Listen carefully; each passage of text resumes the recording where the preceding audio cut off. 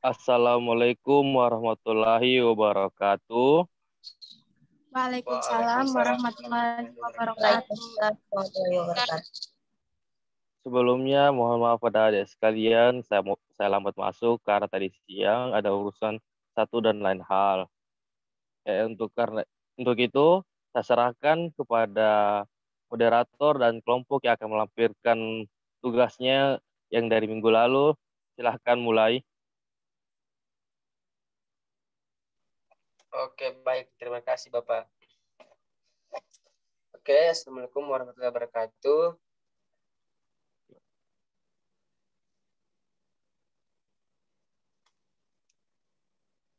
Baik, perkenalkan nama saya Ungki Sabundra.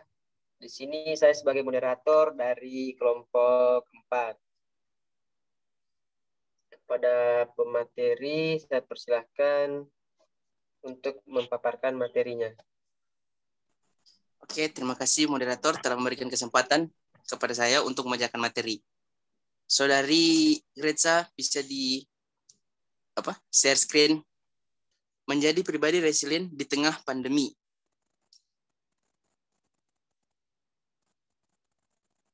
Dalam perjalanan hidup manusia, mungkin saja ada masa di mana seseorang merasa hidupnya sangat terpuruk. Contohnya kehilangan mata pencaharian, kehilangan orang yang disayangi, kehilangan kebebasan, dan mengalami bencana atau musibah. Semua kondisi tersebut tentu memiliki dampak tersendiri bagi setiap orang.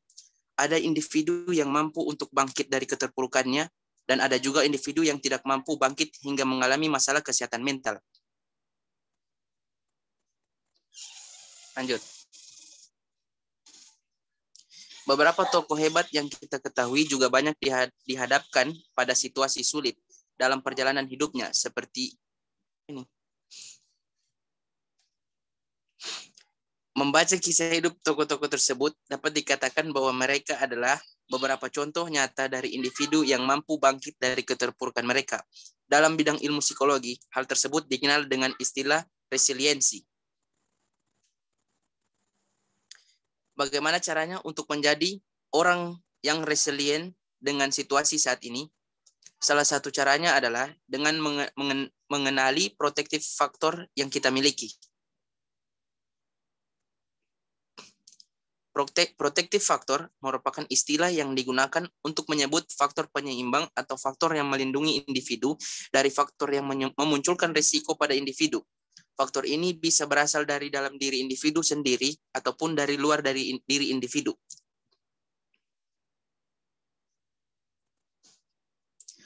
Protective factor yang berasal dari dalam diri individu yaitu kemampuan regulasi emosi, kemampuan intelektual individu, konsep diri yang positif, dan kemampuan menyelesaikan masalah. Protective factor dari luar individu. Ada dukungan keluarga, dukungan komunitas, dukungan negara, dan dukungan masyarakat. Situasi pandemik COVID-19 ini membuat orang lupa bahwa sebetulnya mereka memiliki banyak faktor yang dapat membantu mereka mampu mengatasi situasi ini. Sebagai contoh, faktor eksternal yang bisa menjadi faktor protektif buat kita dalam situasi ini adalah kebijakan dan imbauan dari pemerintah untuk masyarakat supaya menjaga pola hidup sehat, melakukan physical distancing, mencuci tangan dengan sabun di bawah air mengalir selama 20 detik, dan lain sebagainya. Himbauan yang aktif dari para pemuka masyarakat di lingkungan, kesiapsiagaan tenaga medis, penelitian-penelitian ilmiah untuk membuat vaksin yang masih giat dilakukan membawa harapan bahwa kita akan mampu mengatasi kondisi ini. Contohnya adalah kepatuhan akan imbauan pemerintah untuk bekerja dari rumah, beribadah dari rumah, serta belajar dari rumah. Keyakinan bahwa ini bisa diatasi, perasaan bahagia berkumpul bersama keluarga, kemampuan memilih informasi yang tepat, tentu semua ini dapat membantu kita untuk menjalani keseharian di situasi saat ini tanpa mengalami kecemasan berlebihan. Berikut adalah beberapa hal yang dapat meningkatkan resiliensi dalam diri seseorang sekaligus bisa menjadi faktor pelindung buat individu dalam usaha untuk tetap tangguh bertahan menghadapi situasi sulit seperti saat ini. 1. Memiliki efikasi diri yang baik, artinya yakin akan kemampuan diri sendiri untuk bisa mengatasi situasi saat ini dengan melihat kelebihan-kelebihan yang dimiliki. 2. Cobalah selalu meregulasi emosi. Artinya, ketika menghadapi situasi yang tidak menyenangkan, emosi usahakan tetap tenang, misalnya dengan melakukan relaksasi dulu sebelum memberikan respons. 3. Latih kendalikan impuls. Artinya, kenali dorongan-dorongan dalam diri dan analisis apakah dorongan atau keinginan tersebut tepat atau tidak sebelum membuat keputusan. 4. Lakukan analisis situasi, yaitu dengan mengurai dan menganalisa komponen kejadian atau masalah, lalu merumuskan langkah perbaikan. 5. Tetap optimis, artinya tetap berpikir dan berpandangan positif serta bertindak konstruktif dalam situasi apapun. 6. Tingkatkan empati dengan merespons secara tepat kondisi orang lain. 7. Tingkatkan aspek positif dalam diri sendiri dengan misalnya menambah skill, pengetahuan, atau dengan melatih bakat dan minat yang dimiliki. Yang terakhir, tingkatkan kedekatan dan relasi bersama keluarga, teman, juga komunitas dengan melakukan komunikasi yang aktif dan baik. Itulah tadi materi yang telah saya jelaskan. Saya kembalikan ke moderator. Terima kasih. Oke, terima kasih kembali. Baik, itulah tadi hasil pemaparan materi dari Hamzah. Jadi saya akan melanjutkan ke sesi tanya jawab. Untuk kelompok yang lain atau teman-teman sekalian, bagi yang ingin bertanya, saya persilahkan untuk melemparkan pertanyaannya. Bagi yang mau menjawab tidak harus dari kelompok materi ya.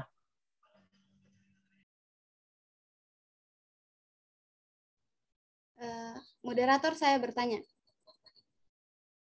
Ya, silakan. Baik, terima kasih untuk kesempatannya. Langsung saja pertanyaannya. Apa perbedaan mendasar antara resiliensi keluarga dengan resiliensi individu? Terima kasih. Oke, terima kasih. Jadi ini pertanyaan langsung dijawab ya. Nanti kalau sudah selesai kita pindah ke pertanyaan yang lain. Oke, baik. Jadi yang ingin menjawab pertanyaan dari Eca, saya persilahkan. Saya izin menjawab pertanyaan dari Greta. Oke, Apa saya perbedaan persilahkan. resiliensi dengan hardiness? Antara resiliensi dengan hardiness memang ada sejumlah orang yang juga cenderung menyamakan, sebab keduanya berbicara tentang orang-orang yang tangguh, yang mampu menghadapi persoalan dan kesulitan dengan sikap dan perilaku yang positif. Namun secara teoretik, sebenarnya ada perbedaan mendasar di antara keduanya. Hardiness berbicara tentang karakteristik kepribadian, atau ada juga yang menyebutnya sebagai tipe kepribadian, sehingga akarnya lebih pada teori-teori kepribadian. Sementara resiliensi lebih menekankan pada proses atau bounce back, sebuah proses coping dan adaptasi positif yang mungkin akan dapat dicapai oleh siapapun dalam perjalanan hidupnya. Artinya, hanya orang yang berkepribadian tangguhlah yang akan mencapai resiliensi. Namun dalam sudut pandang teori resiliensi, setiap orang siapapun akan bisa menjadi individu yang resiliensi karena ada banyak faktor baik internal maupun eksternal yang akan mendorong dan berperan dalam proses pencapaiannya. Salah satunya adalah Hardy personality. Ini sebagai faktor protektif internal, meskipun ia bukan satu-satunya faktor yang berperan dalam pencapaian resiliensi. Terima kasih. Oke, terima kasih. Baik, itulah tadi jawaban dari Rizky. Untuk teman-teman yang lain, apakah ada yang ingin menambahkan jawaban dari pertanyaan Eca? Jika ada, saya persilahkan.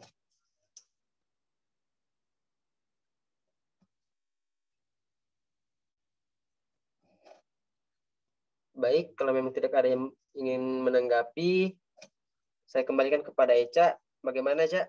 Apakah jawabannya bisa diterima dan dimengerti?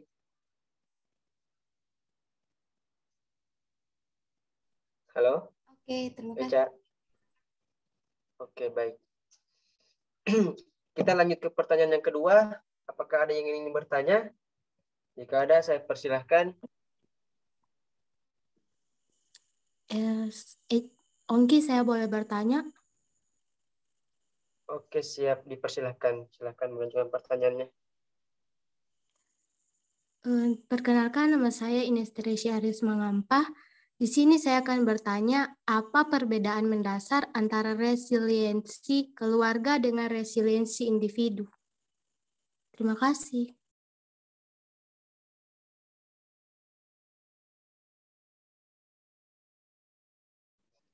Oke, baik Ines. Jadi untuk teman-teman sekalian dan teman kelompok yang ingin menjawab pertanyaan dari Ines, saya persilahkan.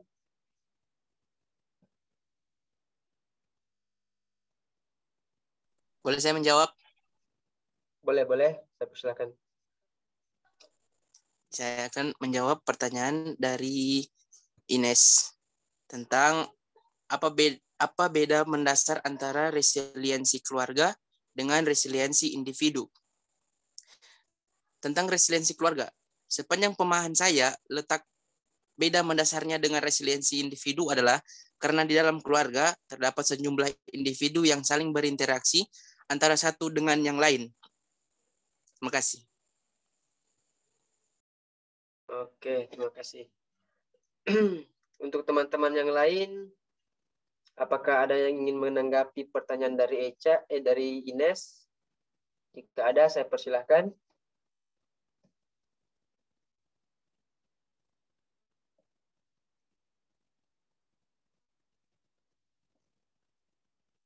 Jika tidak ada, saya lemparkan kembali ke Ines.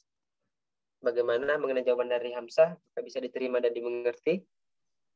Bisa. Oke, baik. Saya lanjutkan ke pertanyaan ketiga. Untuk teman-teman yang lain dan teman-teman kelompok yang ingin bertanya mengenai materi tadi, saya persilahkan.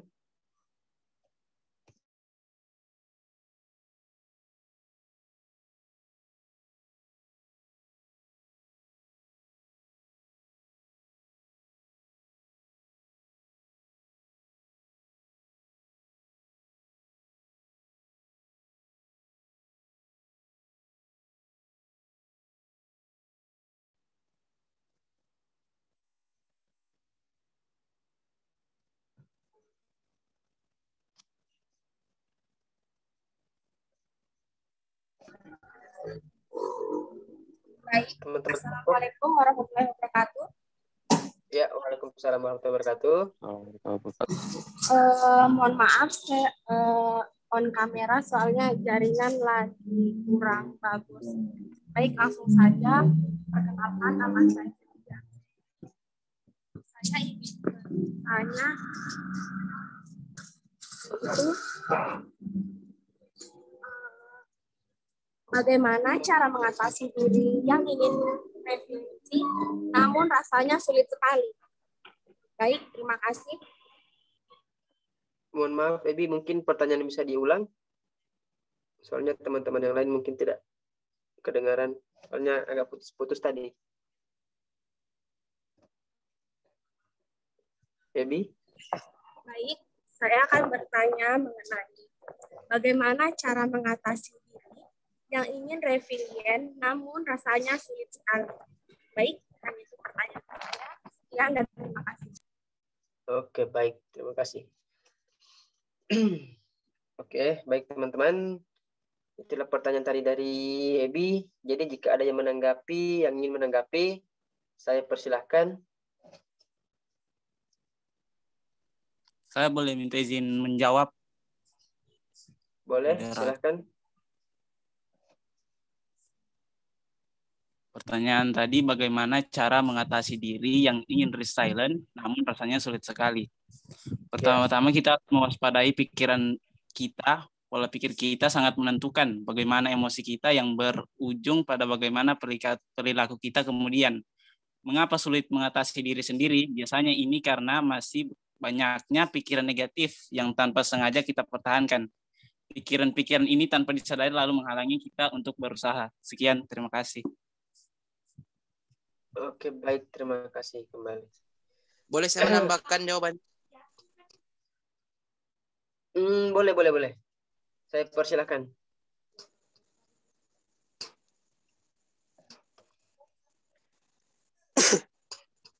Sebagai contoh, berbagai kekhawatiran, bayangan-bayangan tidak menyenangkan yang ada di kepala seperti kegagalan, kesia-siaan, untuk mengatasi diri yang ingin resilient namun rasanya sulit sekali. Bahwa usaha yang akan dilakukan itu terlalu berat dan tidak mungkin akan berhasil. Pikiran-pikiran yang sedemikian harus diatasi, disingkirkan lebih dahulu. Kemudian coba untuk melakukan beberapa hal, yaitu self-talk dan refleksi positif. Mulai dengan banyak mengapresiasi diri dan sekitar.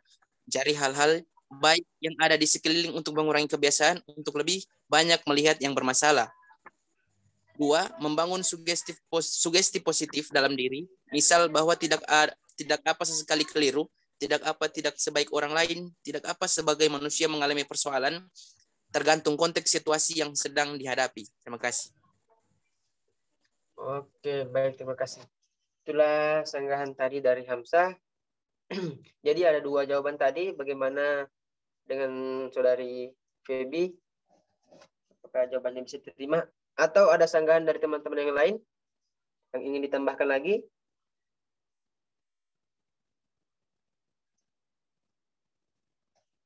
Jika tidak ada, saya kembalikan ke Feby. Bagaimana dengan jawabannya? Apakah bisa dimengerti dan diterima?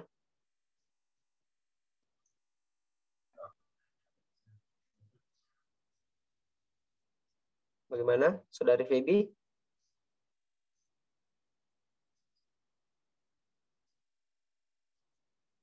Saudari Feby, bagaimana dengan jawabannya? Oke, baik. Terima kasih.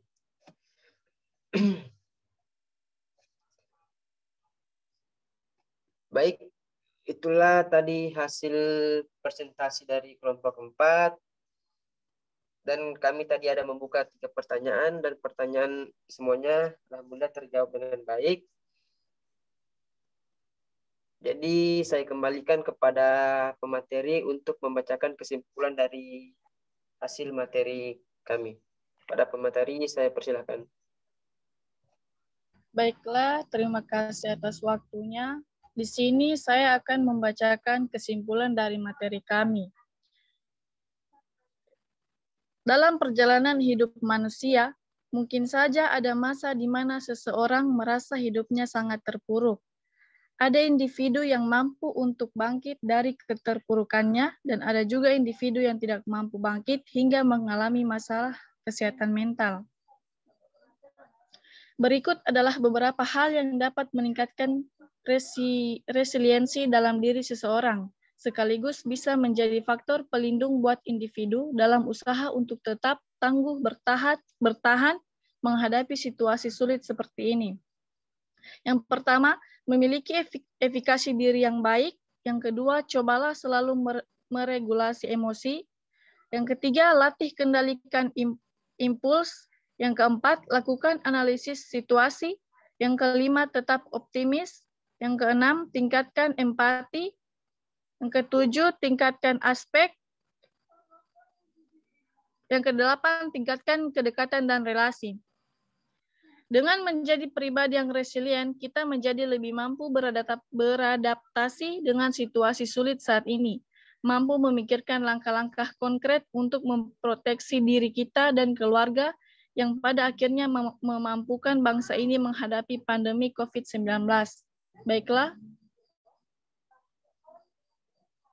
itu saja kesimpulan dari kami. Terima kasih. Saya kembalikan ke moderator. Oke, terima kasih Kak Safira. Baik, itulah hasil materi dari kelompok kami. Selebihnya saya kembalikan kepada Bapak. Saya persilahkan. Terima kasih untuk moderator, kelompok yang sudah presentasi, sudah cukup bagus, dan yang mereka bertanya dan telah menjawab. Untuk saya rasa cukup sekian. Assalamualaikum warahmatullahi wabarakatuh.